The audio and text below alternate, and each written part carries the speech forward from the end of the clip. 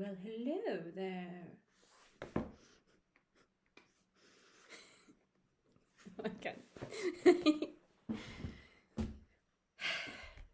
That's a fake cigarette. Well, it's not a fake cigarette. That's a herbal cigarette, and I don't really smoke. I was just trying to think of an interesting and funny entrance, but I can't do it. So welcome to my channel. My name is Lyndsay E. Gilbert, and I am about to embark upon something that I have wanted to do for quite a long time, many years in fact. I am a writer, and I have accumulated a vast amount of writing aids, if you will, books, cards, games, so many so many types of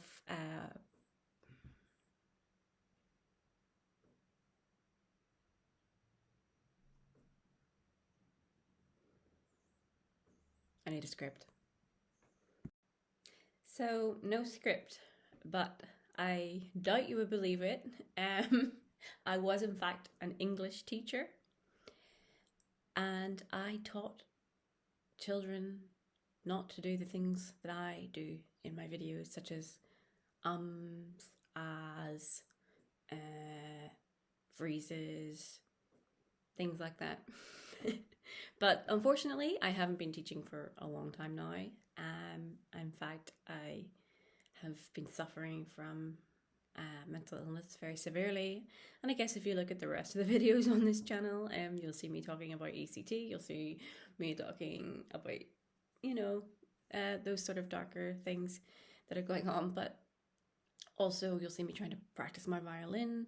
But in this case, this is a series that I want to do where I guess review the various writing aids that I have accumulated, and I show you a little bit about how I use them, and sort of like maybe come up with like ideas and give you some help and some direction if you're a bit lost, because people think that you have to, that you are just going to be like a lightning bolt of creativity from Zeus is going to hit you if you're a writer, and that you naturally are prone to those things. But actually, anyone can write a story. Anyone can be creative.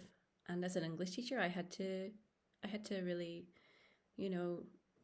draw on that for my students, because there's this idea that you either have the gift with English or you don't.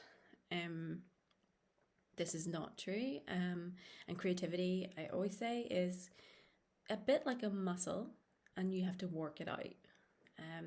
The best way of working out your creativity muscles and building the strength in them is obviously just to read fiction or read what the type of books or stories that you want to write yourself. You have to immerse yourself in books, and that's how you build. That's how you create your own style as well. It's almost, you take little bits and pieces from various places that you won't even realize you're doing it, but it's all going to come together to create your own style, your own voice, and your own themes. So the first thing I'm going to do is cut this off and take you on a little tour of my house, just to show you exactly how many of these types of aids, I'll call them, that I have. Obviously this is a follow-on sort of from my Story Engine unboxing, and I'm going to show you Story Engine as well, but I want to just start off and give you an idea of like what's going to come down the line. And if there's anything that particularly piques your interest, you can tell me in the comments, and maybe that can help me come up with a schedule of which tools I'm going to review next. So this is me gonna walk you around. It's easier for me to walk to all the stuff than for me to bring it all to the table. So yeah, now I'm going to show you all sorts of writing tools that I'm talking about. So, of course, there's the story engine that I showed you in the little unboxing. Also, this is a free write traveler. Oh, I just put a sticker of Hades on it, but yeah, that's the free write traveler, which I will also go through. That's a remarkable tablet, which is really remarkable, let me tell you.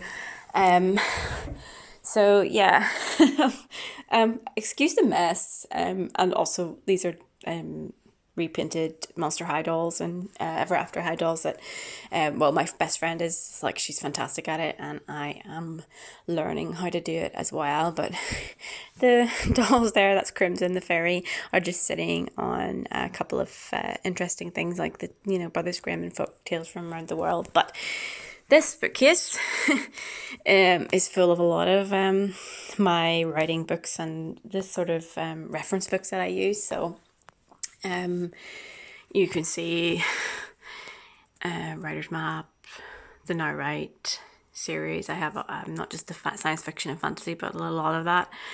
Book in a Month folders, lots of stuff about fairy tales, because I love that genre and it informs most of my writing.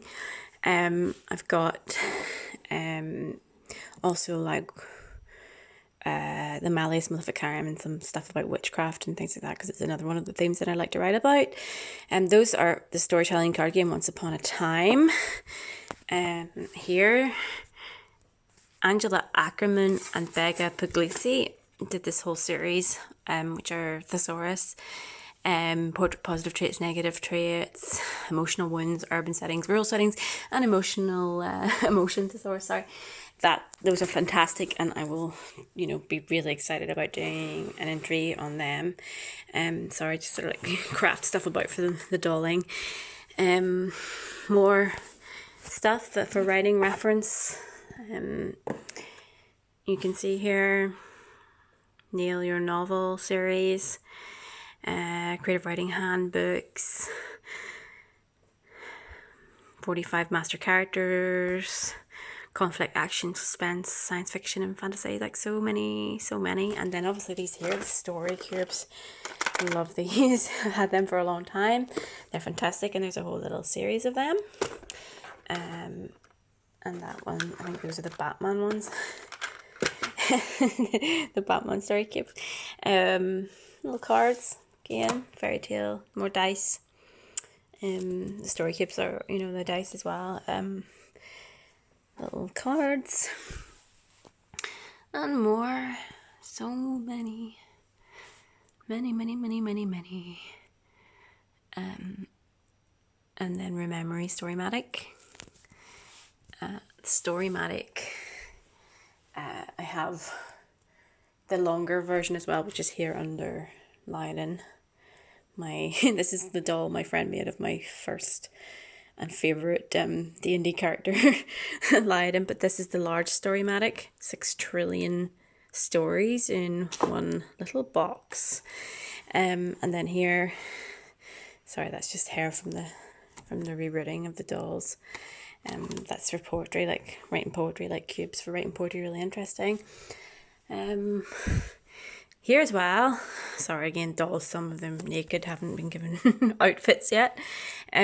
Story world cards, which I didn't only find useful for writing, but also whenever I was teaching. Those were fantastic for helping students, sort of like, you know, it's a trampoline for their creativity to set them off. Or, as I was showing before there, memory, astrology for writers, tarot for writers, so many things. That's the Ready Set novel book from NaNoWriMo that they created. This is lovely here, Wonder book as well. Illustrated Guide to Creating Imaginative Fiction. And down here, these are old ones. I have elements, encyclopedias of like spells, secret societies, magical creatures, psychic world, witchcraft, vampires, spirits.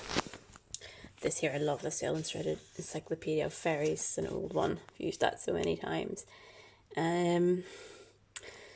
Magician's Fables, that's just a notebook that you can write in, etc. And then just let's go for a little walk into the living room. My dog's on the seat. This is my fiction mostly, and these are double stacked, and I have also a bookcase upstairs. But you know, writing, I find these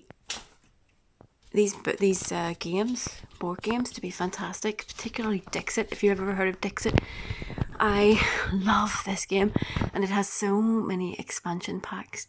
And then I've just discovered these ones here, Muse, which is a bit like Dixit, and then there's Mysterium, which is like the scary sort of horror version of Dixit. But yeah, there's other games that really can help with your creativity as well. It's just that, like I say, the fiction. I also have a huge collection of tarot cards and oracle cards for the same reason that Dixit is useful. The art and the sort of different types of archetypes and things that you find in tarot and oracle cards really works well when you're writing, when you're coming up with story ideas or you wanted to explore characters.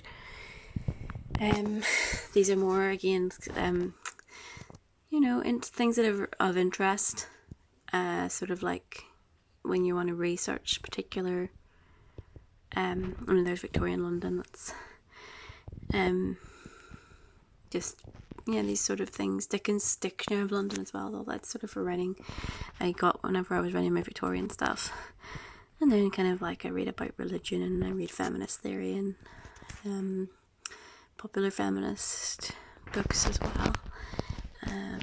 Or sort of collection of books that everyone has about the house, Bibles, etc. Brothers Grimm. I have like so many different collections of Brothers Grimm. But yeah. So more here. Kind of Shakespearean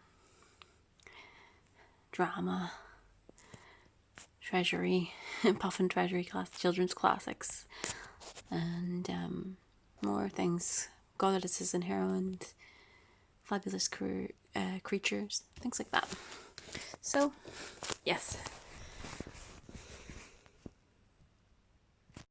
So I hope that gave you a decent overview, and I'm going to end this here. My next video will be my review of the Story Engine. That's what I'm going to start with, even though it's the one I got most recently. But considering I did the unboxing video, I would like to, provide you with an in-depth look at the Story Engine and show you how I use it, and have used it already to create and develop stories.